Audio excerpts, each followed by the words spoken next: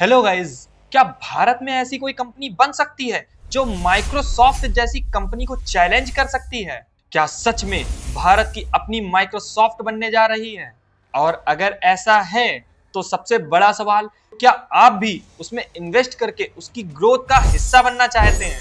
अगर हाँ, तो ये वीडियो आपके लिए होने वाली है। अभी रिसेंट में आपने ऐसी बहुत सारी न्यूज सुनी होंगी कि अमेरिका लगातार इंडिया की इकोनॉमी को कमजोर करने की कोशिश कर रहा है, चाहे वो H1B वीजा पर $1 लाख की फीस लगाकर हो या फिर फार्मा सेक्टर पर 100% का टैरिफ लगाकर हो। पर यहाँ पे सवाल ये नहीं है कि अमेरिका ने ऐसा क्यों किया, सवाल तो ये है कि क्या हम इतने कमजोर हैं कि हम हमेशा दूसरों पे डिपेंडेंट रहें? क्या हम अपनी कंपनियों से दुनिया को चैलेंज कर सकते हैं? हाँ, हम ऐसा कर सकते हैं। आज हम बात कर रहे हैं जोहो की, जिसके फाउंडर श्रीधर वेम्बू ने सीधे सीधे माइक्रोसॉफ्ट, जिसकी वैल्यूएशन $4 ट्रिलियन मतलब इंडिया की जीडीपी से भी ज्यादा है, को चैलेंज किया है।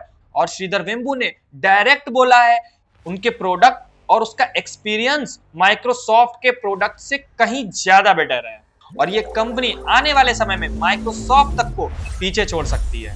और इन सारी बातों से आपके मन में ये सवाल जरूर आया होगा कि इस बड़ी कंपनी को खड़ा करने के लिए बहुत सारी फंडिंग लगी होगी, इन्वेस्टर्स से पैसा लिया होगा, लोन लिया होगा।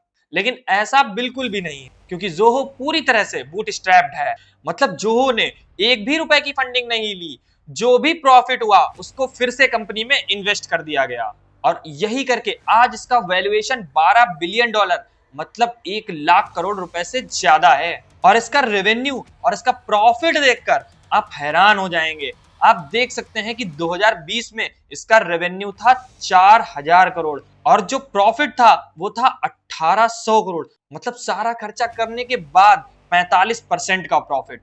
और केवल 4 सालों में इसका रेवेन्यू डबल से भी ज्यादा हो गया है और नेट प्रॉफिट है 2800 करोड़, लगभग 30% के आसपास। और वो भी इसलिए क्योंकि कंपनी ने मार्केटिंग में, R&D में अपना एक्सपेंस बढ़ा दिया है। और इस सब के बाद भी इसकी ग्रोथ और इसका नेट प्रॉफिट मार्जिन इंडिया की बड़ी बड़ी आईटी कंपनीज इन्फोसिस, TCS और विप्रो से कहीं ज्यादा है, क्योंकि ये कंपनी किसी और के लिए काम नहीं कर रही है, ये अपने प्रोडक्ट बनाकर दुनिया में बेच रही है।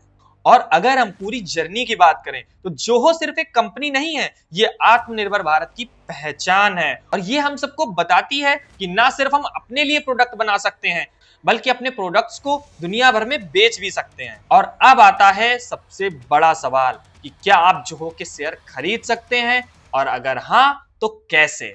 तो आप सीधे सीधे स्टॉक एक्सचेंज से, जैसे आप इन्फोसिस का शेयर खरीदते हैं, वैसे आप जोहो का शेयर नहीं खरीद सकते, क्योंकि जोहो अभी तक स्टॉक मार्केट में लिस्टेड नहीं है। और आप देख सकते हैं कि एक यूजर ने एक्स पर जोहो के फाउंडर श्रीधर वेम्बू को टैग करते हुए कहा था कि जोहो के लिए शेयर मार्केट में लिस्ट होने का यही सही समय है, भारत के लोगों को देश की टेक्नोलॉजी कंपनी में इन्वेस्ट करना चाहिए।